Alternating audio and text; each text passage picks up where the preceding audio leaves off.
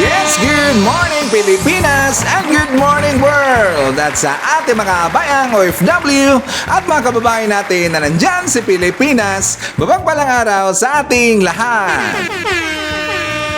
And welcome! This is the panibang episode, panibang balitaan, distinct channel sa Jellabet TV na kung saan makabayan, pag-uusapan natin at tatalakayin natin ang mga issue, panglipunan at mga nangyayari sa mundo ng politika. Well, syempre, kasama niyo pa rin si Sir Ivan, ang pinakabulol na vlogger sa balat ng YouTube, pero nagbibigay sa inyo ng mga totoo at mga preskong balita na kinukuha natin sa ating kapitbahay na social media. So magandang buhay sa ating lahat mga kabayan and happy Friday sa ating lahat. Alright, so kumusta ang lahat mga kabayan? How are you today? Nakapag-breakfast na ba tayo? Or nakapagkape na bang lahat mga kabayan? Well, siya nga pala, just to remind everyone na mamaya na po yung flight to Sir Ivan papunta dyan sa Pilipinas. Vacation mode muna tayo mga kabayan. So, I am not sure na makapag-vlog si Sir Ivan, but don't worry, makikisili pa rin ako sa mga balita mga kabayan. So, kapag merong balita po na talagang gano'n yung tenga ko, well, asahan nyo po, mag-vlog kagad si Sir Ivan. I will try my best. Hanap tayo ng chance, hanap tayo ng time, pero dapat ibalita natin yon kapag kailangan na nating sagutin mga kabayan. Okay? So, don't worry everyone. Nandito lang po si Sir Ivan.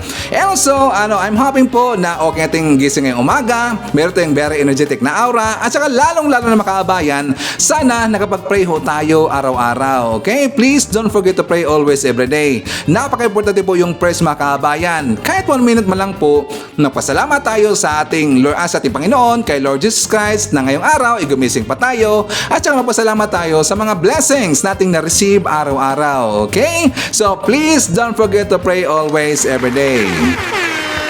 At before na mag-start po ng ating balitaan ngayong araw mga kababayan, siyempre i-greet muna natin ating mga kababayan, mga solid viewers na nag-celebrate ng kanilang birthday ngayong araw. At nandito sa ating listahan mga kababayan, i-greet natin ng happy birthday si Ma'am Evangeline Evangelio.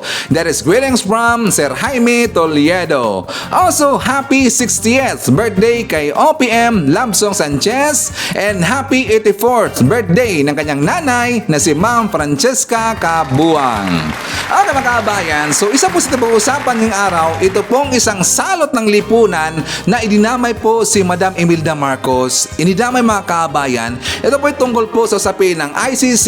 Di ba meron pong 3 mababatas na kung saan naghain po ng resolusyon. Ito ay panawagan po sa gobyerno natin kay BBM na papasukin daw yung ICC sa Pilipinas. At nakita na po sa balita na naglabas na po ng statement, sumagot po si Senator Amy Marcos na dapat daw irespeto natin yung justice system sa Pilipinas. Kasi nga nakakahiya mga kabayan kapag papasukin natin yung ICC sa Pilipinas kasi nga gumagana naman po yung ating justice system. At saka naglabas na rin po ng statement, sumagot rin po dito si BP Inday Sara na dapat respeto natin at saka kapag papasukin po yung ICC sa Pilipinas, ayon po kay BP Sara, ito daw ay labag po sa soberanya ng Pilipinas. And I think that is true mga kabayan. Agree ako doon. Ngayon, marami pong nagulat. Bakit Sir Ivan? Sumagot na po si Speaker Martin Romualdez tungkol dito sa mga aligasyon ng ibang mga okok dyan sa Pilipinas, sa mga membro po ng mga salot ng lipunan na inakusahan nila si Speaker Martin Romualdez na siya daw yung mastermind, ang pakana dito kung bakit daw binuhay at gustong papasukin daw yung ICC sa Pilipinas. Bali, ang nangyari mga kabayan, si SMR daw dito yung nagkumpas doon po kay Gutierrez, doon po kay Lagman, at saka doon po kay Abante mga kabayan. So at least sinagot na po niya. Lalong-lalo na yung allegation po tungkol dito sa mga Duterte na kung saan si Speaker Martin Romualdez daw yung pakana kung bakit ito binatikos at gusto lang pabagsakin po yung mga Duterte mga kabayan.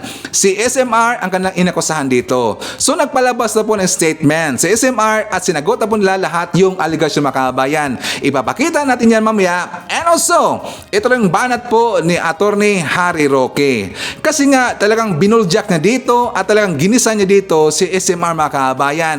Pero alam nyo, tingin ko dito kay kay Atty. Harry Roque, sumusobra na mga kababayan. For me, sumusobra na talaga. Wala na sa hulog ang mga banat dito. And I think, may nakita ako sa kanyang statement, binatawan niya na dapat ko itong sagutin itong si Atty. Harry Roque. Sumusobra na mga kababayan. And also, alam niyo ba mga kababayan, na meron po nag-email kay Sir Ivan na nandyan sa China.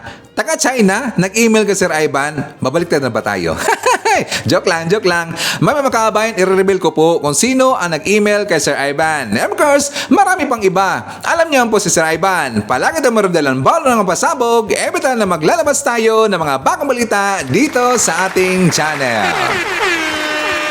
Okay, so before tayo magsama kababayan, syempre, kukumustahan ko muna kayo at saka shoutout natin ating mga pinalangga po ng mga legends, ang ating mga senior citizen. Hala po, kumusta? Kumusta? I'm hoping po na nasa maayos kayo na kalagayan. Kukumusta rin tayo mga kababayan ang mga pinalangga natin ng mga Marcos Loyalist. At syempre, nandyan rin po mga kababayan nating DDS all over the world. How are you mga kababayan? Lalong-lalo na, maraming salamat sa Uniteam supporters! And of course, thank you so much sa ating mga returning viewers, mga solid supporters to Sir Ivan, mga Sukids ting channel, thank you so much. At maraming salamat sa mga viewers na hindi nag-skip ng ating mga commercials. Thank you so much. At syempre, i-welcome rin po natin ang ating mga new subscribers, mga bagong pasok sa ting channel. Welcome to the family and thank you po for appreciating our channel. Okay, so start na tayo mga kababayan. Pero before tayo pumunta doon sa mga mainit na mga balita at talagang napakagrabe po na issue pang lipunan mga kababayan, dito muna tayo po sa balita ni PBBM. Alam niyo ba, nilindol na naman po yung Jensan mga kababayan. Di ba the other day, merong aftershock. Kahapon mga kababayan, meron pa rin pong aftershock. At nandun po si PBBM sa Jensan. Ngayon, ipapakita ko sa inyo yung balita na kung saan namigay po dito ng tulong si PBBM at saka kasama niya si Manny Pacquiao mga kababayan. At para sa karagdagan ng balita, let's watch this! Muling niyanig ng aftershock ang General Santos City kaninang umaga. Sumakto pa yan sa pagbisita ni Pangulong Bongbong Marcos sa lungsod para mamigay ng tulong sa mga biktima ng lindol. Nikki, doble-doble na nga yung trauma na nararanasan ng karamihan sa ating mga kapatid dito sa General Santos City dahil kanina nga ay nakaramdam pa ng panibagong pagyanig. Ang ilan sa mga residente dito makarinig lang ng konting kalabog, natataranta na sa takot. Bandang alas 11 ng umaga, nagtipon sa covered court na ito ang higit 2,000 biktima ng magnitude 6.8 na lindol mula General Santos City at Sarangani. Hinihintay nila ang pagdating ni Pangulong Bongbong Marcos dito sa Jensan. Ilang sandali lang, nagsigawan ng mga tao dahil sa muling pagyanig. Ang babaeng ito naiyak na lang sa kaba. Si Ronelio napatakbo na lang sa kanyang sasakyan. Sobra na yung sir, yung kaba ko. Kasi sunod-sunod na yung lindol. Yung sasakyan ko sir, kasi nasa labas baka madaganan ng mga kahoy. Sa tala ng PHIVOLCS magnitude 5 ang tumamang aftershock pasado alas 11 kaninang umaga. Naramdaman ang intensity 2 sa Jensan. Sabi ng PHIVOLCS, posible pa rin ang mga aftershock sa mga susunod na araw. Yung aftershocks would probably take several days to several weeks. Nalalaman exactly kung kailan natapos. But based on our experience with earthquakes na ganito kalakas, it takes several weeks. Matapos ang pagyanig, dumating si Pangulong Marcos para mamahagi ng pinansyal na tulong at food pack sa mga apektado ng lindol. Isa sa mga nabigyan ay ang multicab driver na si Dato Manong.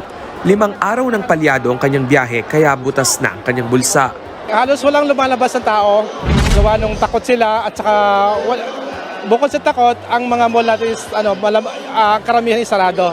So bago lang nagbukas yung mall at saka yung estudyante, totally wala talagang estudyante. 2,000 piso ang ibinigay sa mga namamasadang driver, habang 10,000 piso naman sa mga nasiraan ng bahay, nasugatan at namatayan. Sa huling tala ng National Disaster Risk Reduction and Management Council o NDRRMC, 9 na ang nasawi mula sa magnitude 6.8 na lindol. 30 naman ang sugatan at mahigit 41,000 ang apektadong mga residente. Patuloy pa rin ang assessment sa mga apektadong establishmento sa buong Southern Mindanao. Wala pa raw eksaktong halaga para sa rebuilding ng ilang kalsada at pantalan. Tututukan naman daw ng gobyerno ang mga labis na napinsala sa bayan ng Glan, Sarangani. Maaga pa kasi, kaya hindi pa namin alam ang total na pangangailangan. We are still in the assessment stage dahil patuloy pa rin yung mga aftershock. So pati yung mga rebuilding, hindi pa natin pwedeng simulan dahil nga may aftershock pa. Ang problema sa lindol, walang forecast. Hindi natin alam kung ano yung mangyayari. But meron tayong lahat ng assistance na pangangailangan ng mga inabutan, yung nawalan ng bahay, yung mga mangingisda, yung mga na-injure, lahat yan patuloy ang bigay ng DSWD ng assistance. So hanggang tapos titignan natin. Ang malaking damage is structure, yung mga structure, yung pinaka mahirap yung sa Glan na puerto. At alam kong gamit na gamit yan, so we will have to prioritize that in the recovery. Sa buong Sarangani Province, umabot na sa 351 ang naitalang totally damaged na bahay, habang higit 2,000 naman ang partially damaged. Totoo yan mga kababayan na nakakatruma yung mga tao, lalo na kapag maka-experience ka ng yung malakas na lindol mga kababayan. Sino ba dito yung naka-experience po ng malakas na lindol? Si Sir Ivan, doon po sa Cebu City, yung panahon po sa Bohol mga kababayan, doon ko po na-experience na napakalakas talaga ng lindol. Alam nyo, yung panahon na yun, naglabas si Sir Ivan mga kababayan. At saka nakakatawa dito, at talagang hindi nakatawa, nakatakot talaga kasi nga naglabas si Sir Ivan ang washing machine mga kababayan nung lumindol na, kahit sa Cebu City yun, how much more doon sa Bohol na napakalakas talaga sa Bohol mga kababayan. So andun po ko sa Cebu City. Alam nyo ba yung washing machine biglang tumakbo mga kababayan? Dahil po sa lakas po ng lindol, ganun kalakas ang lindol doon sa Cebu at saka sa Bohol mga kababayan. Kaya nga yung mga tao doon, kahit kapitbahay namin, or pati nga kami, baka siguro na trauma kami ng 4 to 5 days mga kababayan. Kasi nga every day, ilan po na mga aftershocks ang nangyari doon. Baka siguro sa isang araw, mayroong aftershocks po na 6 or 7 at saka lakas pa naman. So kami po yung na-trauma nung time na yon. Pero at least nakarecover naman mga kababayan. So unti-unti na po talang nakarecover yung mga tao doon sa Cebu City at saka sa Bohol mga kababayan. Okay, so siya nga pala, dito po sa mga anti-Marcos na naghanap po dito kay PBBM sa ating Pangulo, nandun po sa sa Mindanao, doon po sa Jensan. Kasi busy po yung Pangulo natin. Hindi po natutulog si PBBM mga kababayan. Okay? Kasi nga lagi lang hinahanap mga kababayan, pero at least man lang na nakita na dito sa balita na nandun po si PBBM namigay po ng tulong sa biktima po ng lindol mga kababayan. Hinahanap naman po si PBBM. Di ba lagi lang sinasabi na yung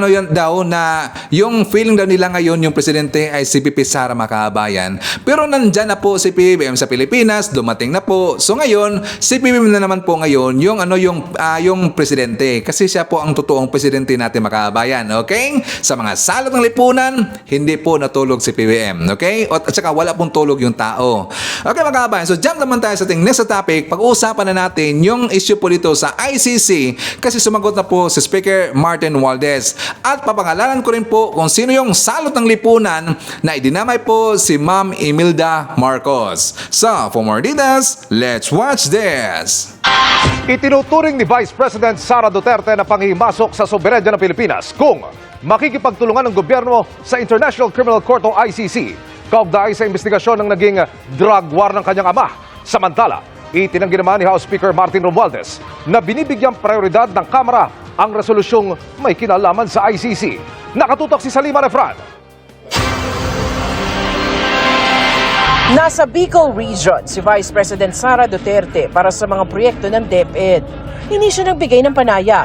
Pero sa gitna ng mga resolusyong inihain sa Kamara na nag-uudyok sa gobyerno na makipagtulungan sa investigasyon ng International Criminal Court o ICC sa gyera kontra droga ng administrasyon ng kanyang amang si dating Pangulong Rodrigo Duterte, nagpaalala ang Vice Presidente sa mga mambabatas. Dapat daw tandaan ang dati ng sinabi ni Pangulong Marcos na hindi makipagtulungan ng gobyerno sa investigasyon ng ICC dahil may tuturing daw itong panghihimasok sa soberanya ng bansa. Sabi pa ni VP Sara, dapat daw galangin ng Kamara ang posisyon na ito ng Pangulo. Di lang daw labag daw sa saligang batas kung papayagang mag-imbestiga ang ICC. Pangmamaliit at pagpapababa raw ito sa ating mga institusyong legal. Si House Speaker Martin Romualdez sinalag naman ang umano'y mga spekulasyon na binibigyang prioridad ng Kamara ang resolusyong may kinalaman sa ICC.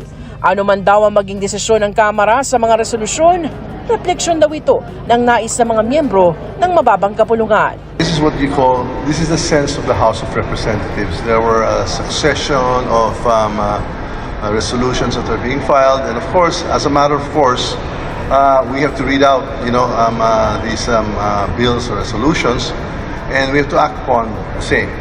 And we have to be sensitive and responsive to the mga hinahin po ng ating mga kongresista. Si Justice Secretary Jesus Crispin Remulla lilinawin naman sa Malacanang kung ano na nga ba ang paninindigan ng bansa sa usapin ng ICC. Yan daw ay para malaman ang susunod na hakbang sakaling isulong ng Kamara ang resolusyon. Ang resolution sa House kasi tells us to work with the ICC. Pero ang first question is, why will we work with the ICC now that we are no longer members of the ICC? Di ba? Yun ang tanong eh. I intend to seek out the Executive Secretary tomorrow just to be able to make sure that we're on the same page on this matter. March 2019 ang opisyal na kumalas ang Pilipinas sa ICC sa ilalim ng termino ni dating Pangulong Rodrigo Duterte. Dagdag pa ni VP Sara, huwag daw sanang insultuhin at bigyan ng kahihiyan ng ating mga hukuman sa pagpapakita sa mundo na tayo ay naniniwala na mga dayuhan lang ang may tayong abilidad na magbigay ng katarungan sa Pilipinas.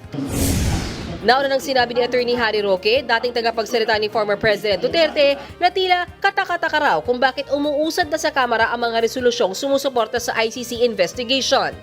Naniniwala rin siyang si House Speaker Martin Romualdez ang nasa likod umano ng pag-atake sa pamilya Duterte. Well, I have to say that it is my belief that House Speaker Romualdez is out to get the Dutertes. Maybe it is because he was offended when he felt alluded to by the Tambaluslos label. As far as the Speaker of the House is concerned, he wants to get rid of the Duterte. Ginagalang daw ni Speaker Romualdez ang opinyon ni Roque, pero puro lang daw ito espekulasyon. Our good friend, former Secretary Harry Roque, must have thoughts that, he has got his ideas. We respect his thoughts and opinions, but they're not accurate. So I'll just put it at that, and there's nothing to it. A lot of speculation, but none of that is true. Ang ibig sabihin ni Speaker Martin Romualdez, walang kwenta yung mga pinagsasabi po ni Attorney Harry Roque Makabayan. Yung aligasyon niya kay SMR na gusto daw ni SMR na tatanggalin daw sa gobyerno natin yung mga Duterte. Well, hindi naman po yan mangyayari at hindi po matatanggal sa gobyerno sa yung mga Duterte. Siyempre, nandyan po si BP Sara Makabayan at po yung malapit po talaga na kalyado po ni PBBM. Meron silang they trust each other, si BP Sara at saka po si PB Makabayan. Itong ginagawa lang po ni Atty. Harry Roque, naramdaman ko Makabayan, puro lang po ito paninira. Gusto lang kasi niya dito na makiride on po sa issue para mapag-usapan po ang kanyang pangalan Makabayan. Di ba? Pero ang dinodombol niya lagi dito, ito pong si SMR. Bakit? Kasi nga sikat ngayon ang pangalan po ni SMR Makabayan, sumisikat. Kaya lagi niyang tinitira dito kasi natatakot siya na baka po mawala po sa limelight ang kanyang sinuportahan po na politiko. Ngayon, babalikan natin yung sinabi po ni Atty. Harry Roque na kung saan bakit daw nagtataka daw siya kung bakit daw umusad yung resolusyon na ginawa po ng 3 mamabatas tungkol ito sa ICC Makabayan. Di ba sinabi po ni SMR hindi po nila prioridad yung ginawang resolusyon po ng 3 mababatas na papasukin po yung ICC sa Pilipinas Makabayan? In-explain na nga yan ni Secretary Remulla na hindi na po membro yung Pilipinas, kumalas na po yung Pilipinas sa ICC. At ito po pag-usapan po niya kasama po si Is Bersamin at kasama rin po si PBBM, and I'm sure na hindi po ito papansinin po ni PBBM Makabayan. Hindi ito mag-prosper. Bakit? Sinabi na po ni PBBM na hindi niya papasukin po yung ICC sa Pilipinas kasi nga gumagana po yung justice system dyan sa Pilipinas. 'Di ba? Hard-headed kasi itong si Attorney Harry Roque Makabayan. Parang pwede siyang bansagan natin na fault finder. Hinahanapan lang kasi niya dito ng butas yung isang tao kasi nga ayaw niya Makabayan at feeling niya yung tinatawag po po ng tambalos-los ni BP Sara ay si SMR? I don't think so. For me, makabayan, no? Parang hindi talaga si SMR yung ibig sabihin po na tinatawag ni BP Sara na tambalos-los. Yun lang po yung ano dito, parang strategy kasi yan mga kabayan. Siyempre, nasa sa politic world tayo, kapag politiko kasi, medyo masalimot kasi yan eh. At saka medyo bangayan, gagawa sila dito ng mga issues para sila po yung mapag-usapan mga kabayan. Pero yung mga nangyayari ngayon, babalik ko lang po aking sasabihin na bakit na ginawa to, nag-ingay sila para po hindi makabalik sa limelight itong mga dilawan mga kabayan. Kung napapansin ba ninyo, di ba sila si Lini Robredo ay hindi na masyado napag-usapan mga kabayan.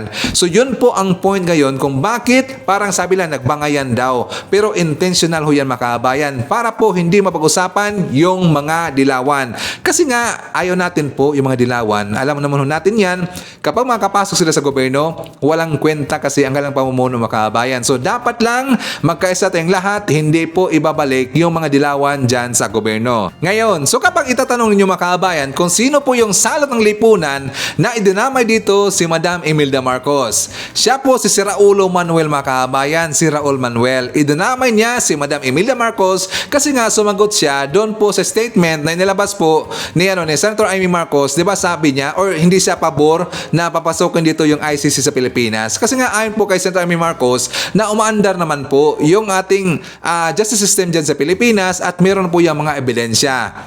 Ngayon, si Raulo Manuel Makabayan abay sumagot po. Sabi niya, if the justice system in Philippines is really working, then Imelda Marcos should have been arrested and in jail since her health status isn't a valid excuse. Alam niyo mga kabayan, itong si Raulo Manuel gunggong talaga. Sabi pa niya, matagal ng kahihiyan sa bansa na may proteksyon para sa ilang nasa poder habang may inhostisya para sa ordinaryong Pilipino.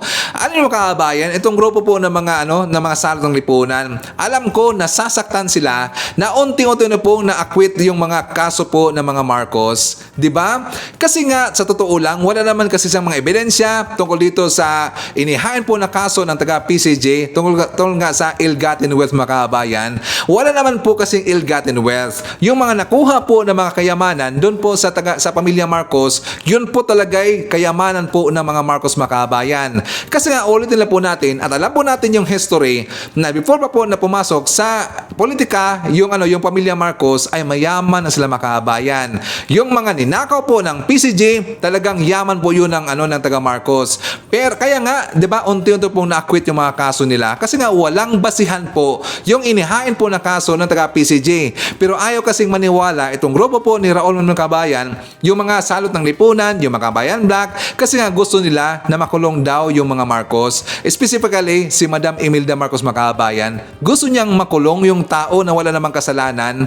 'Di ba? Swerte nga sila Makabayan na hindi sila dito niresbakan po or binalikan po ng mga Marcos na samantala ilan pong taon, ilang years, dekada na lagi lang tinatapakan po yung pagkatao ng mga Marcos Makabayan. Binabato nila dito yung mga masakit na salita at inakusahan nila dito na mga hindi totoo po. Swerte po itong mga dilawan, itong membro po ng mga salot ng lipunan, hindi sila binalikan po ng mga Marcos. Bakit? Napakabait po ng mga Marcos Makabayan. Kitang-kita ho natin yan dito kay PBM, kay Senator Amy Marcos at sa pamilya Marcos. Kitang-kita po natin. Ganun po ang karakter meron yung mga Marcos Makabayan. Pero dito po kay si Raulo Manuel, sana lang itong si Raul Manuel, ito po yung i-impeach makabayan. Sana i-impeach ito ni SMR kasi nga wala naman silang kwenta dyan sa kamara natin. Itong grupo po ni Raul Manuel, walang ginagawang matino dyan sa kamara. Sila kasi ito nagpapagulo mga kabayan. So dapat lang itong si Raul Manuel, kung para sa akin, dapat kakasuhan ito kasi nga sa ginagawa na ito sa mga Marcos, itong mga fake news na nilabas nila, at ito po itong pang-akosa nila, nakawatan daw yung mga Marcos makabayan, kurap daw. Doon pa lang dapat kakasuhan na itong si Raul Manuel. Kung naalala niyo doon sa di ba nagrally nga sila, talagang pinangalanan niya si PBM na kurap daw or kawatan yung mga Marcos. Sana kinasuhan tong si Raul Manuel kabayan para magtino tong gunggong na to at dapat siya po ang impeach dyan sa kamara at hindi po si BP Inday Sara, di ba? Okay, so dyan naman tayo sa ating next na usapin. na kung saan makaabayan, pag-usapan natin itong plano po ng taga-COMELEC na kung saan mag-back to zero lahat po ng mga botante. Kasi ang plano ng makaabayan, i-remove nila or i-delete nila yung existing po na na listahan ng mga botante kasi gusto nila mag-back to zero, which means magparehistro naman po yung mga botante makaabayan. So, for more details, let's watch this. Target ng Commission on Elections na linisin ang listahan ng mga botante sa bansa sa pamagitan ng re-registration para gawin din itong mas moderno. Yan ang ulat ni Luisa Erispe. Imbis na karaniwang registration para sa mga bagong botante tuwing panahon ng eleksyon, ang Commission on Elections naniniwalang panahon na para sa bagong listahan ng mga botante para sa 2028 national and local elections. Ayon kay COMELEC Chairman George Erwin Garcia, kapag nag-back to zero ang voters registration, mawawala na rin ang mga reklamo ng publiko tuwing eleksyon kung bakit nasa listahan pa rin ang ilang mga pangalan na lumipat na ng tirahan o di kaya ay namatay na. Pakiusap natin sa ating kagalang-galang na Kongreso na baka pwedeng pag-isipan natin after the 2025 elections para back to zero tayo, para sabihin na, hindi sabihin na madumi ang listahan o may mga issue, bakit nawawala yung pangalan o bakit madaming naka-register dyan, hindi naman dapat marehistro o dapat botante ng ibang lugar. Ayon sa COMELEC, epektibo naman ang paggamit ng automated fingerprint identification para matukoy ang double registrants. Tulad ng higit 491,000 na nadiskubre nilang multiple registrations nitong nagdaang eleksyon. Pero kung may bagong sistema, magiging mas moderno, maayos at malinis ang listahan ng mga botante. Yan na po yung mga bagong teknolohiya sa buong mundo na kung saan hindi na po fingerprints lang. Kasi po sa atin, 4 fingerprints po ang ginagamit natin eh. Yung ABs po, 10 fingerprints. Pagkatapos, meron pang facial recognition, meron pang iris verification. So yun po, kumpletong-kumpleto. Para pwede po nating ma-include diyang tinatawag na voter verification feature sa ating mga makina pag dumating sa 2028 elections. Tinataya namang aabutin sa 1 billion hanggang 1.2 billion pesos ang gagastusin dito at aabutin ng isang buwan para mapalitan ang buong listahan ng mga botante. Pero ang tinitiyak ng COMELEC, sakaling makapag-procure ng bagong teknolohiya para rito, mabilis at madali na lang ang proseso nito. Yung isang buong buwan ay sapat na po yun. At again, hindi po malaki ang kailangang gastos at kayang-kaya po namin magparehistro kahit na po hindi umuwi o pumunta yung mga kababayan natin sa mga lugar kung saan talaga sila nakatira. Hindi ito ang unang beses na magkakaroon ng re-registration sa bansa. Ginawa na rin ito noong 2003 dahil naman mawawalan ng bisa ang listahan ng 68 million registered voters. Sakaling aprubahan ang panukala ng COMELEC, kakailanganin pa rin magpasa ng batas ng Kongreso para dito. Well, okay po yung plano ng COMELEC mga kababayan kasi nga para matatanggalan po dito yung mga duplicated po na mga voters, yung mga pangalan po ng mga botante, okay ho yan. Ang problema dito, safe ba? O talagang magampanan ba dito na okay po yung pagkarehistro mga kababayan? Ang problema kasi, alam po natin, meron talaga mga salot ng lipunan, baka kasi isasabotahe dito mga kababayan. Maganda po yung alikain po ni ng komisyoner. Pero ang problema, dito kasi sa mga tauhan nila, hindi natin alam, baka merong mabayaran mga kababayan, the same pa rin po ang mangyayari. 'Di ba? Sayang lang po yung pera, 'di ba? Billion po yung magagasto diyan mga kababayan, ang budget po na para mag-back to zero po ang lahat, billion po ang ang kailangan po na budget diyan. Ngayon, maging useless ho 'yan. Bakit Sir Ivan? Kahit anong gawin natin na mag-back to zero tayo sa pagrehistro, kapag nandyan pa rin po yung Smartmatic, alam mo natin yung Smartmatic mga kababayan na threat ho yan sa pandaraya, di ba? Nireklamo na nga yan ni Senator Amy Marcos at talagang biktima na ho dyan si PBM. So dapat rin po na asikasahin po ng taga-COMELEC na sana papalitan na itong Smartmatic mga kababayan para magiging at ease po yung pag-iisip ng tayong bayan at hindi na po ito mag-isip na meron pong bandaraya sa nangyayari during election. Diba? Dapat palitan na po yung Smartmatic. Anyway, ulitin ko lang po, maganda ang plano ng COMELEC.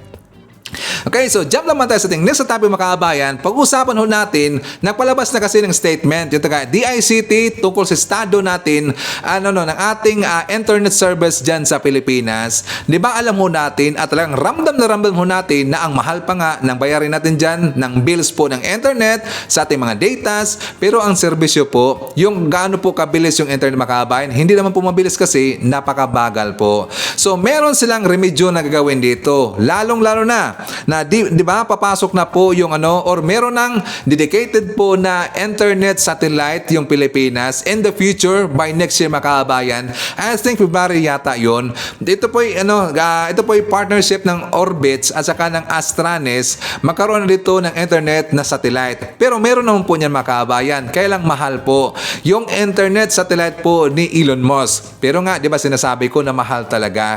At least meron pong papasok po na bago, yung sa Orbit po na grupo mga kabayan at papangalanan po na satellite, na internet satellite, Agila. And ito po i-explain po ng taga DICT. So for more details, let's watch this. Kasi establish nga muna natin yung kasalukuyang lagay ng internet sa Pilipinas dahil alam ko sumailalim ang ating bansa sa mga ilang speed test. Speedy bagal tayo. Speedy bagal tayo, di ba? Na suffice it to say na talagang kaya ayaw pumasok na mga mamumuhunan. Isa sa mga dahilan na binibigay bukod sa mahalang kuryente, isa po ito na mabagal ang internet natin. May mga lugar na wala pa rin internet connectivity. Bukod pa dyan, mabagal na, mahal pa. So kayo na nga po ang mag-elaborate yung kasalukuyang lagay ng internet sa Pilipinas. Asek. Medyo nakakalungkot to, pero tama naman nung pagpasok ko natin, medyo yung kalagayan ng internet natin, kagaya ng nabanggit nyo, medyo mabagal at mahal compared sa mga karatig bansa natin dito sa Southeast Asia. Pero base sa mandato ng ating Pangulo, ang Pangulong Bongbong Marcos, talagang it is the government really now is geared towards digitalization. At nung nakaraang APEC meeting nung kinita natin mga kababayan natin, ipinangako ng ating Pangulo through the DICT and its Secretary Ivan Uy ang improved connectivity ng ating bansa para naman mapatupad yung digitalization program ng ating bansa. Okay. So the good news is we have 2 satellite orbits that will be dedicated for the underserved and yung mga talagang far-flung areas talaga na hindi talaga nakakakuha ng internet. At ang pangalan nila si Astranis at si Orbitz, which yan is yung companies, yan ang mga companies na agreement. Papangalanan na si Agila, 'di ba? Pero Asek, dito po sa mga isa-serve po nila na underserved at saka sa mga far-flung areas. And I'm assuming na magiging libre ba ito? Paano po ang nito? Kasi ang mahal nga ng internet dito sa ating bansa Kaya hanggang ngayon, pa rin tayo, traditional pa rin nakikinig sa radyo, sa TV. So paano po paano kitaan ito? Because these are foreign companies. How will they recoup their expenses? Hindi naman po siya totally libre. Ang DICT ang nagbibigay ng programa para sa libreng internet. So for the like you mentioned, these are the underserved and unserved areas.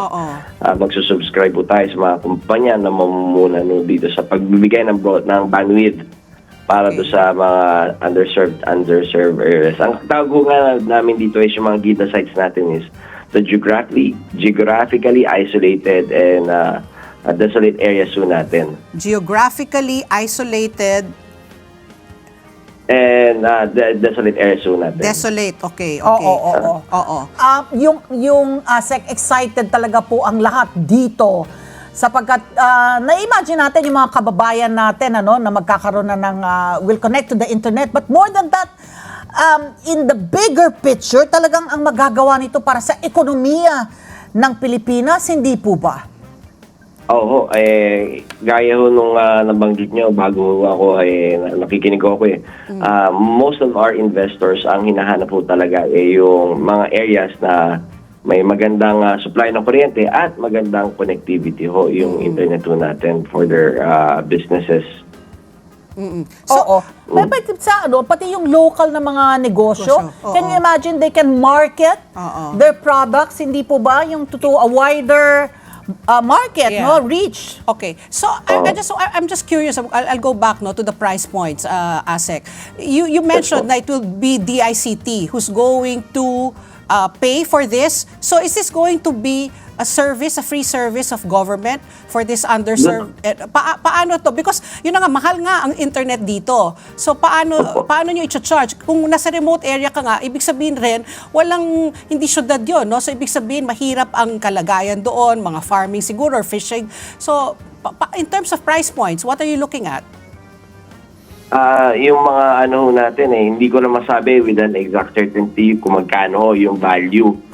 Pero tama ho kayo, DICT ang magbabayad for the subscription of the government is not in the business ho kasi ng magbigay ng Parang private businesses ito. It's going to be a business for Astranis and Orbits also. Yeah, no, but Yes, I don't see, yun na nga, kasi nga, I mean, if you're going to subscribe to these 2 satellites, tapos hindi naman, paano kikita itong dalawang korporasyon? So, it's there, but you won't have any takers. Hindi, meron no. Kaya nga may mga mamumuhunan katulad ng mga ibang mga MPOs natin, yung mobile service provider, yung mga MSOs natin, may mobile service operators and providers natin. At saka ay mga tinatawag nating SSPOs, satellite service providers and operators natin. Sila ang mamumuhunan not only with yung pag-rerenta doon sa signal ho ng mga satellites, but also yung kasi binabayaran din ho pati mga yung signal, yung bandwidth natin do sa mga satellites na ho na yan. Okay, susundutan ko lang. So ibig sabihin pa, DICT is the ones going to lease it, tapos isa-sublease ninyo dito sa mga iba pa. So for example, you will rent the bandwidth out to, let's say, PLDT, to Globe, ganun ang mangyayari. Yung satellite ho kasi may sariling operator and provider ho yan. Tapos doon ho tayo mag-release out no signal nila. Doon, yung ganun ho ang mangyayari. So ang ibig sabihin, meron pa rin bayad mga kabayan through subscription pa rin ito. Katulad rin po dyan sa Satellite Expo ni Elon Musk. Pero magiging competitive lang po ito kapag mababa yung presyo kay Elon mga kabayan. Sana po kay PBBM na para maka-afford po yung mga kababayan natin na pobre, dapat mababa po yung presyo versus dito sa mga nandyan na po na mga nakasanayan na natin ng mga telcos, like for example yung Globe, yung Smart, dito dapat itong Agila na to na internet satellite natin na dedicated talaga sa Pilipinas, dapat mababa po yung presyo mga kabayan. So from that, kung kapag mababa yung presyo, maganda talaga yan, talagang pangmasa mga kabayan. Okay, so sana ganun po ang mangyari, hopefully, fingers crossed.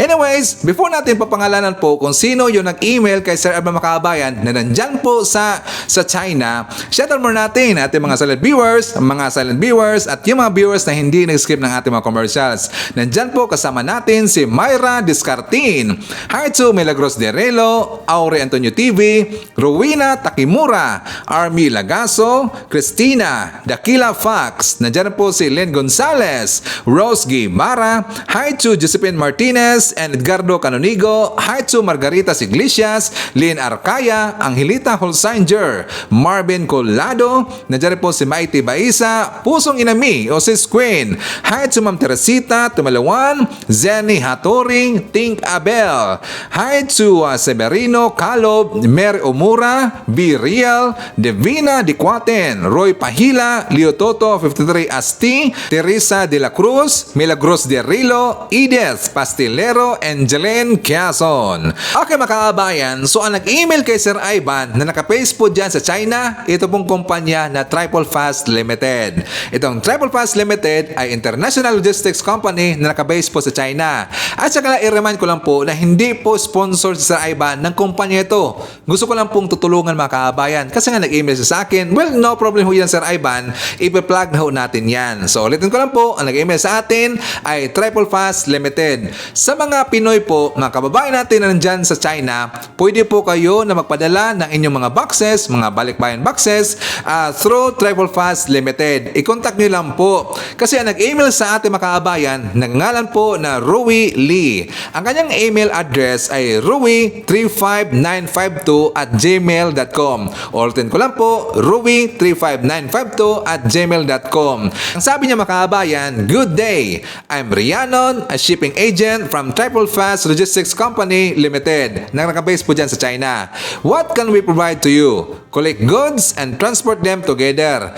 Multiple channels including express, sea, air, train, truck. Low price, good service. If you have any international shipping needs, welcome to consult details." Sabi niya, "PS, I hope this message didn't bother you." Well, no problem yan sa akin. Pero at least tutulungan natin makabayan. Again, Travel Fast Limited po na corporation, na kumpanya nga pala. Okay? So, mag-update rin po tayo makabayan tungkol doon kay Catherine Camilon, yung isang beauty queen na nawala po for month now. Tagal na yung makabayan. Pero hindi pa rin kasi nakita. So, for more details, let's watch this. Narito ang latest update sa nawawalang beauty queen na si Catherine Camilon na magpasa hanggang ngayon ay pinaghahanap pa rin. Mahigit isang buwan na ang nakakalipas. Kumpirmado na si Police Major Alan De Castro umano ang huling nakasama ni Catherine Camilon. Ito ay kinumpirma ng kapatid ni Catherine na si Chinchin Manguera Camilon. Isiniwalat ni Chinchin ang naging pag-uusap nila ng kapatid umano ni Police Major Alan De Castro matapos nilang malaman na si De Castro pala ang huling nakasama ni Catherine Camilon bago ito tuluyang mawala. Ayon sa pagsasalaysay ni Chinchin, may tumawag daw sa kanya at sinabi umano nitong may importante daw silang pag-uusapan. Sinabi umano ng kausap ni Chinchin na siya daw ang huling nakausap ni Catherine at sinabi umano niyang si Police Major Alan De Castro ang kikitain ni Catherine. Ayon pa sa pahayag ni Chinchin, pinagtanong daw niya sa kasama nilang kapitan kung sino si Alan De Castro at sinabi umano ng kasama nilang kapitan na kumpare daw niya si Alan De Castro. Paglalahad pa ni Chinchin na may contact number umano ang kapitan sa kapatid ni Alan De Castro. Pinakausap daw siya sa kapatid ni Alan De Castro.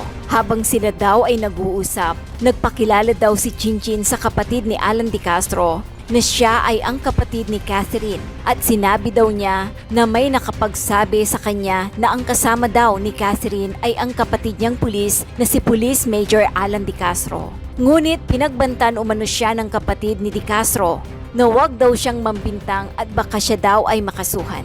Iginiit naman umano ni Chinchin na meron umano siyang proof dahil may nakapagsabi daw sa kanya na si Alan De Castro ang huling kasama ni Catherine. Narito ang buong pahayag ng kapatid ni Catherine na si Chinchin Camilon. Bali po, nag-post po ako nung October 13 po sa Facebook ng nasaan ka Catherine. Nakatag po si Catherine. May mga nagchat-chat po sa akin ng mga kaibigan niya. Hinahanap din po sa akin. Meron po dong isang kaibigan na nagtanong po sa akin ng mga oras na mga bandang 6 po kung anong update na po kay Catherine. Sabi ko, hindi pa po nahahanap.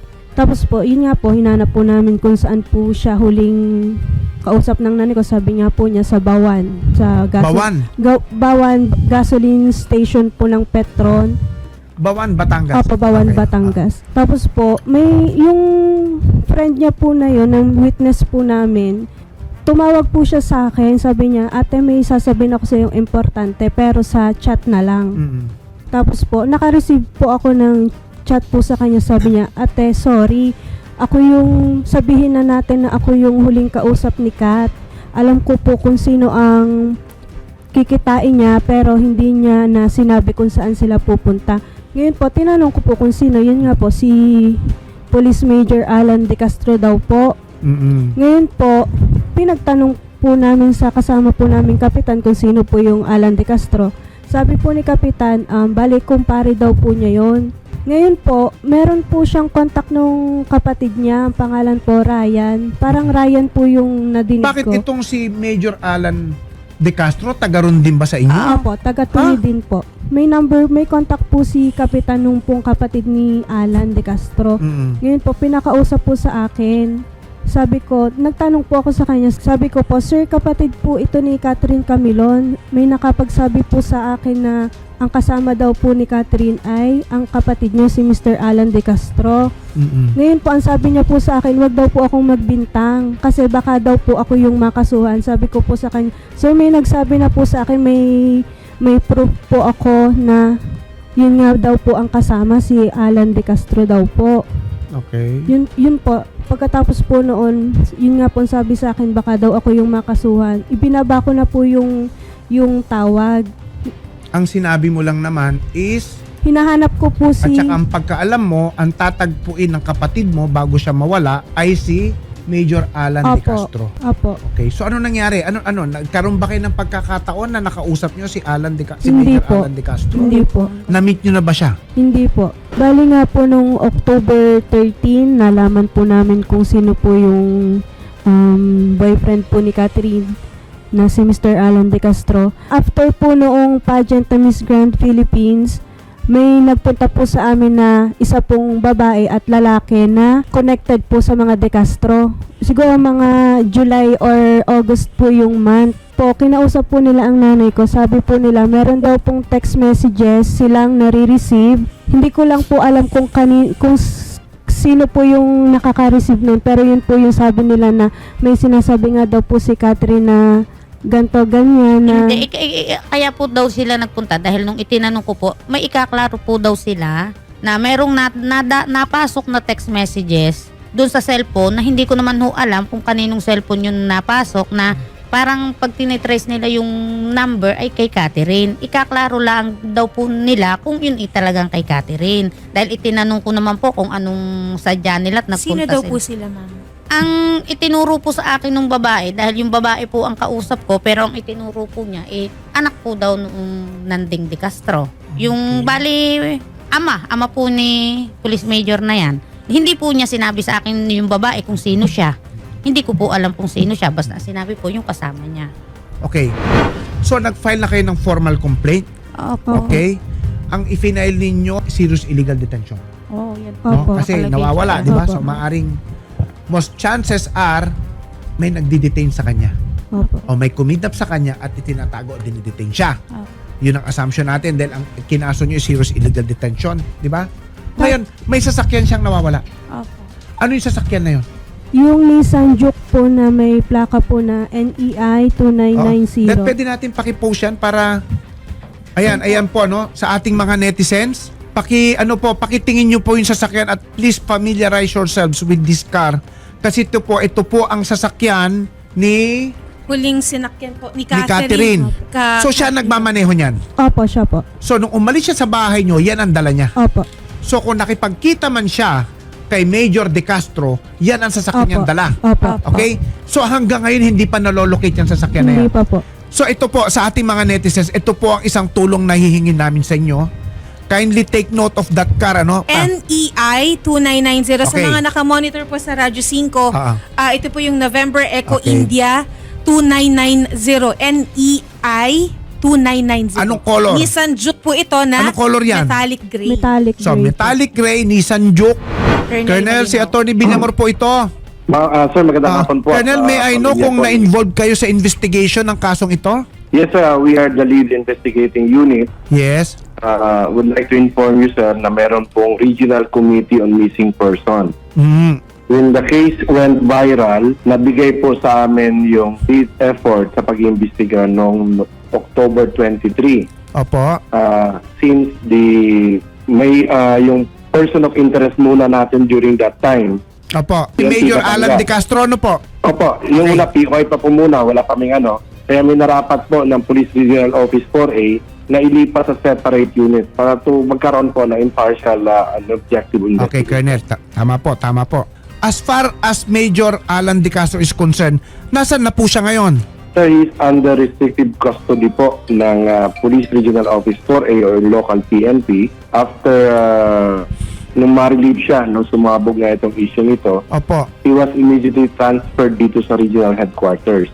Okay, so... And yun po, ang custody po ng PNP Calabarzon. Colonel, it's very good to hear na siya po ay, ano pong tawag sa inyo, naka-detain ba siya sa inyo? How do you consider yung situation niya? Detained siya? Sir, we call it restrictive custody. Restrictive custody. Sir, it appears that ginawa nyo po yung dapat nyong gawin agad-agad. Kaya thank you very much po on behalf of the family. Nais po namin kayong pasalamatan. And Colonel, meron lang din pong karagdagan na tanong kasi base po doon sa huling conversation niya, dito po sa nakalagay dito, screenshot po, may kausap po siya dito at it seems na parang naging karelasyon niya po itong pulis at yung pulis po ay may asawa. Meron po ditong sinasabi na pati ako nasunod sa pakana ng asawa niya. Parang I think nag-aaway yata sila ni pulis. And then, dahil doon sa pag-aaway nila is magkikita nga sila ng October 12.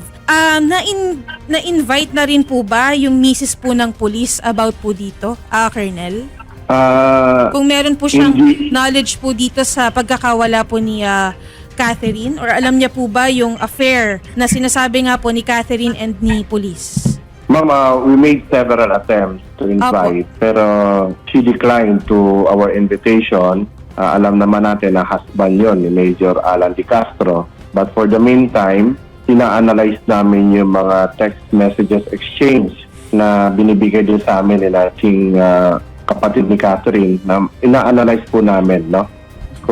But basically, ma'am, we have established an initial motive. Yun nga, yung gusto naman maghiwalay ni Catherine kay Major Alan De Castro. Opo. At minsang nasaktan na itong si Catherine ni Alan pag ito yung nalalasing. At nagalit ito ng sinabi nito sa asawa na merong babae si Alan De Castro. Colonel, so far, where are we now in terms of searching sa paghahanap doon sa Nissan Juke? Ano po ang latest natin doon? Sir, doon sa Nissan Juke, sir, we have identified the plate naman, yung NEI 2990. Ang Highway Patrol Group 4A po ay member po ng Regional Committee on Missing Person. We are a collegial body, sir. Based on the research at tinitingnan namin ang dokumento, ito ay nakarehistro sa isang individual sa Binangonan, Rizal, at meron din, naisalin din po ito sa dalawang mag-live-in partner na merong deed of sale and deed of assumption na sila na magpapatuloy ng pagtulong. Pero yun nga, sir, patuloy ang effort namin doon sa dalawang nakabili. Yun lang, sir, ang latest info namin, naghiwalay na yung dating mag-live-in partner at ang effort naman ng highway patroller, sir, ay pinayla na sila ng carnapping o if I'm not mistaken, sir, stapa yung yung effort doon sa original registered owner, sir. Okay, Colonel. Colonel, we will not delve into the details of the case. Pero ano na pong status ng kaso? May subpoena na hubang na issue? Gumagalaw na ho ba yung preliminary investigation? Sir, ongoing pa po yung preliminary evaluation as per Department Circular 20, yung proactive participation ng prosecutors sa case build-up. Okay. We're expecting, sir, na based nga doon sa initial evaluation namin, discussion with Batangas Prosecutor's Office, may nakita na kaming kidnapping and serious illegal detention. We are still awaiting for the results ng forensic, sir. Probably magbabago, depende po sa appreciation ng fiskalya. Probably, sir, after that, sir, magkakaroon ng regular PI. Colonel, okay. Yes, You just mentioned something new. Meron po kayong minention na bago tungkol sa proseso ng preliminary investigation. Yung pong tinatawag natin na case build-up. Ano po? Yes, sir. Ang maganda po ngayon dyan tungkol sa case build-up na yan, yung pong prosecutor ay nai-involve na po, hindi po katulad nung dati, di ba? Opo, sir. Maganda nga po, sir. Sir, para po sa kaalaman ng ating netizens, pwede bang i-discuss natin yung pagbabago o yung innovation na in-implement ng Department of Justice tungkol sa preliminary investigation? Ano po ang pagbabago ngayon? Ang nakita po namin in a simple language, sir, magdadala kami ng aming dokumento at ebidensya initially sa Fiscal's Office at meron po silang period for 10 days na pag-aralan yung isinumiti namin kaso at ebidensya. At within 10 days, they will inform the law enforcement agency kung ano pa ang kulang na sangkap kung may nakikita silang magandang kaso, kung may kaso. Then after 10 days, sir, the law enforcement agency, kami sa CIDG, bibigyan kami formally in black and white.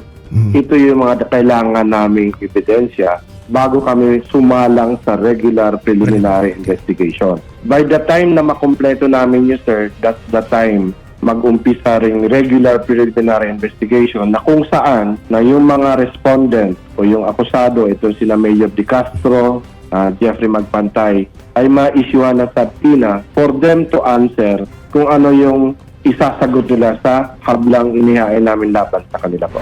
Now, Colonel, my question is, where are we now in so far as that is concerned? Na-evaluate na ho ba at sinabing pwede ng preliminary investigation o hindi pa tapos yung evaluation? Hindi pa po, sir. Naisampa lang po namin, nadala namin yung dokumento namin, yung case folder, together with the evidence namin, last Monday lang po. Last Monday. Okay. So, we're still awaiting. Hopefully, sir, next week, we can hear something from the prosecutor's office. Pero aside from that, sir, binabalikan pa rin namin yung mga areas na maaring makatulong, sir, at patuloy po kami nananawagan na baka meron pang nakasaksi dun sa succeeding sequence of events. Okay, Baka Colonel. mabuo natin at malocate natin si Catherine po. So dyan po namin siguro kayo matutulungan. Kaya sa ating mga netizens, nais po naming manawagan. Number 1, any tip or information about the location of the Nissan Juke, yung po sasakyan ni Catherine, or any other information na maaaring maging witness kayo sa pangyayaring ito, no, Colonel? So yun po ang at so far naman, Colonel, na-browse ko naman po yung final yung kwan, parang maganda po, maayos naman po yung pagkakagawa, Colonel. Kaya again, congratulations po at maayos po. Mrs., ano po ba ang masasabi nyo tungkol sa nangyayaring investigasyon ngayon? Sa akin ho, bilang ina, yun hong mamalayan ko na merong nakita silang babae na yun yung aking anak, ay sobrang masakit sa akin. Okay. Na hanggang sa ngayon ho ay ako'y naasa na buhay siya. Dahil siyempre, ang sabi naman po nakita laang, pero hindi mismong, yun ho bang parang, yung hindi mismong tanaw o abot ng kita na talagang si Catherine yun. Para sa aking anak. Alam mong sobrang sakit ito sa amin, yung bigla kang nawala. Yung wala kaming alam kahit ano sa iyo, sobrang sakit, sobrang hirap. Araw-araw, hinihintay ka namin at araw-araw anak, naasa ako na babalik ka. Ligtas, buhay. Hindi ko inisip na, hindi ko nilagay sa puso ko na wala ka na anak. Alam ko babalik ka at yun ang idinadalangin ko at ipinagmamakaawa ko sa Panginoong Diyos, anak. Mahal na mahal ka namin. Okay, so isa na rin po natin si Laila JSB, Boses Stella. Nandiyan rin po kasama natin si Sir Jem Rafael and Jeriel Rafael Tolen of Cebu City. Greetings from Sir Rodolfo Randarabor of Cavite.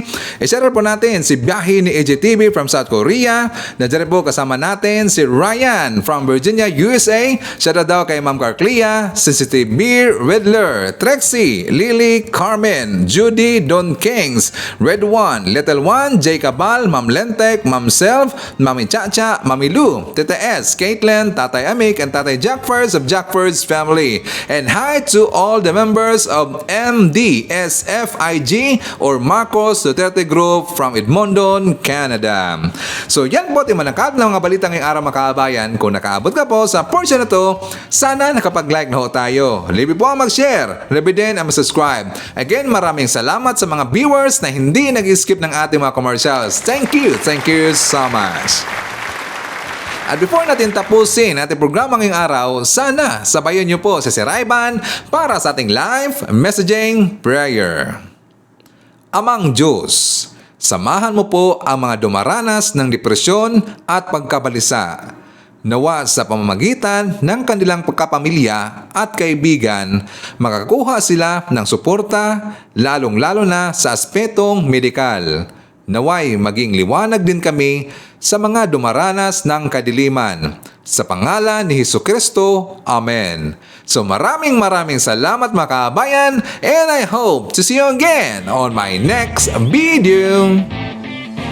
BBM Sara! BBM Sara! Pagkakaisa patungo sa ginhawa. BBM Sara! BBM Sara! Para sa kinabukasan naming mga bata. BBM Sara! BBM Sara! Walang imposible na kapag nagsama-sama. BBM Sara! BBM Sara! Ang presidente at ang busy na mahal